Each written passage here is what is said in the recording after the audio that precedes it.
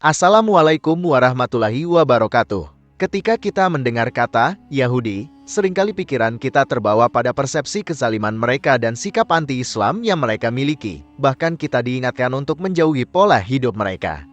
Namun, siapa sangka jika Rasul pernah mencontoh gaya hidup mereka? Seperti apa gaya hidup tersebut? Siapakah sebenarnya bangsa Yahudi? Budaya apa yang sebenarnya boleh dan tidak boleh diikuti dari mereka? Saksikan video ini sampai akhir. Sejarah bangsa Yahudi sangatlah beragam.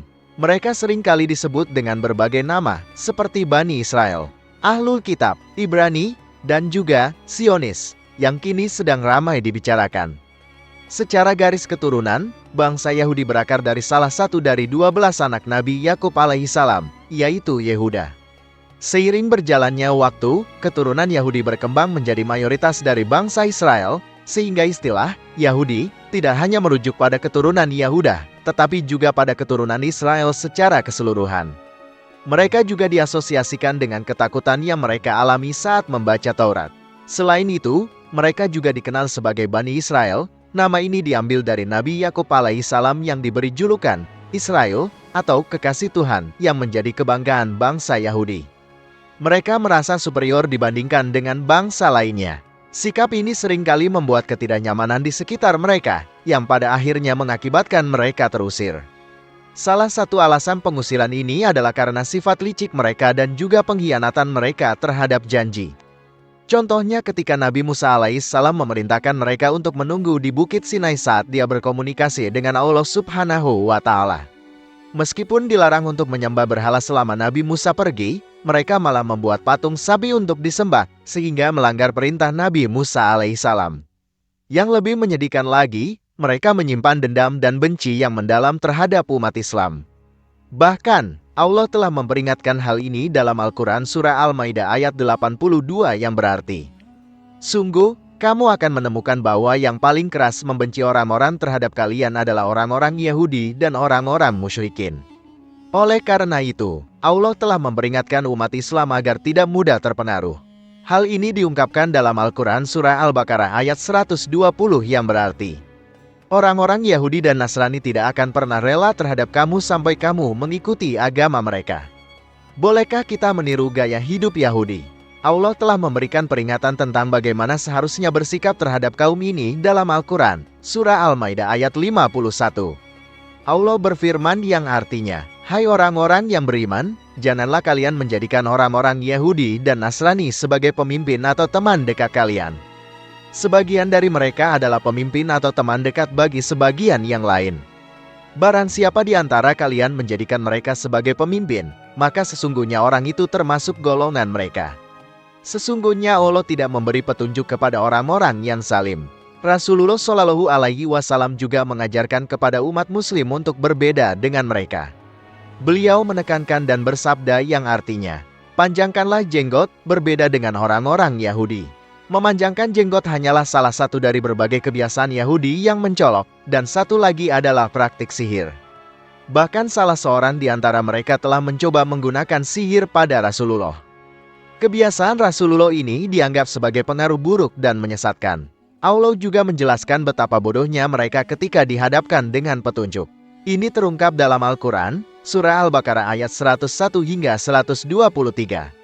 Artinya, ketika telah datang kepada mereka seorang Rasul dari Allah yang membenarkan apa sebagian dari orang-orang yang memiliki kitab Taurat malah melemparkan kitab Allah ke belakang punggung mereka, seolah-olah mereka tidak menyadari bahwa itu adalah kitab Allah.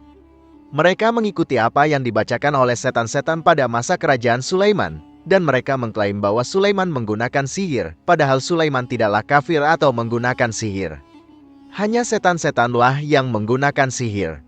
Mereka menggunakan sihir untuk menyesatkan manusia. Selain itu, sikap berlebihan atau ekstremisme juga merupakan praktek yang terkadang terdapat dalam syariat Islam.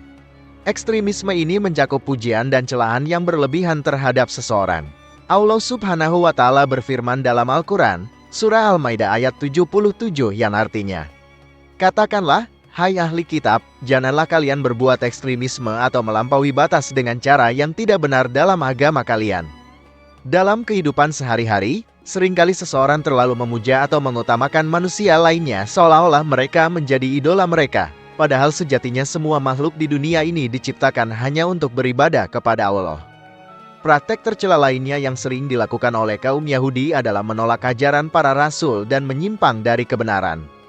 Hal ini seringkali dilakukan secara tersembunyi karena mereka tidak mampu menolak secara terang-terangan. Allah berfirman tentang mereka dalam Al-Quran, Surah Al-Imran ayat 54 yang artinya, orang-orang kafir membuat tipu daya, dan Allah membalas tipu daya mereka dengan tipu daya yang lebih baik. Praktek kekufuran yang dilakukan oleh kaum Yahudi ini sayangnya juga diikuti oleh sebagian umat Muslim. Oleh karena itu, penting bagi kita untuk menyadari hal ini sedini mungkin agar tidak terjebak dan mengikuti mereka. Namun, ternyata ada beberapa budaya Yahudi yang juga pernah ditiru oleh Rasulullah. Budaya apa yang pernah ditiru oleh Rasulullah? Ada beberapa budaya Yahudi yang pernah ditiru oleh Rasulullah. Beliau pernah mengikuti gaya potongan rambut dari orang Yahudi dan Nasrani. Beliau juga pernah mengenakan jubah suaminya, yakni pakaian yang diproduksi oleh orang Nasrani dari Syria yang kini dikenal sebagai Suriah. Selain itu, menurut Syekh Tahir bin Asyur, Rasulullah pernah melakukan puasa Asyura setelah melihat umat Yahudi Madinah melakukannya. Umat Yahudi Madinah berpuasa pada hari Asyura karena mereka meyakini bahwa Nabi Musa diselamatkan dari kejaran Firaun pada hari tersebut. Untuk menghindari menyerupai mereka, Rasulullah menambahkan puasa pada tanggal 9 Muharram yang dikenal sebagai puasa Tasuah. Selain itu, tepuk tangan juga merupakan budaya Yahudi yang diadopsi oleh umat Islam, namun hal ini masih sering diperdebatkan. Dalam Islam, jika terjadi kesalahan dalam salat berjamaah, perempuan diperbolehkan mengingatkan imam dengan tepuk tangan, sementara laki-laki menggunakan zikir. Berdasarkan penafsiran Syekh Muhammad bin Sholih Al-Utsaimin dalam kitab Iqtidas Siratal Mustaqim, karya Syekhul Islam Ibnu Taimiyah, jika tepuk tangan diperbolehkan bahkan dalam salat, maka tentu lebih diperbolehkan di luar salat. Bahkan, Darul Ifta, lembaga fatwa Mesir, telah mengeluarkan fatwa mengenai kebolehan tepuk tangan sebagai bentuk penyemangat dan motivasi. Diperbolehkannya tepuk tangan bagi wanita dalam salat didasarkan pada hadits dari sahabat Abu Hurairah. Nabi Shallallahu Alaihi Wasallam bersabda, yang artinya, ucapan tasbih diperuntukkan bagi laki-laki, sementara tepuk tangan untuk wanita.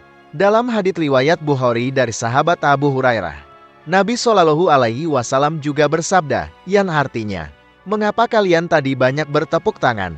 Barang siapa menjadi makmum lalu merasa ada kekeliruan dalam salat, hendaklah dia membaca tasbih, karena dengan membaca tasbih, dia akan lebih memperhatikannya.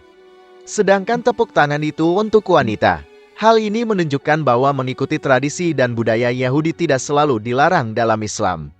Namun, umat Islam tetap harus berhati-hati terutama dalam hal akidah dan ibadah. Demikian pembahasan kali ini. Semoga bisa bermanfaat untuk kita semua. Amin ya rabbal alamin. Jika kamu memiliki pendapat terkait pembahasan kali ini, tulis pendapat kamu di kolom komentar di bawah ya. Terima kasih telah menonton video ini. Jika kamu menyukai konten ini, jangan lupa untuk like, share, dan subscribe ya. Terima kasih dan sampai jumpa dalam video berikutnya.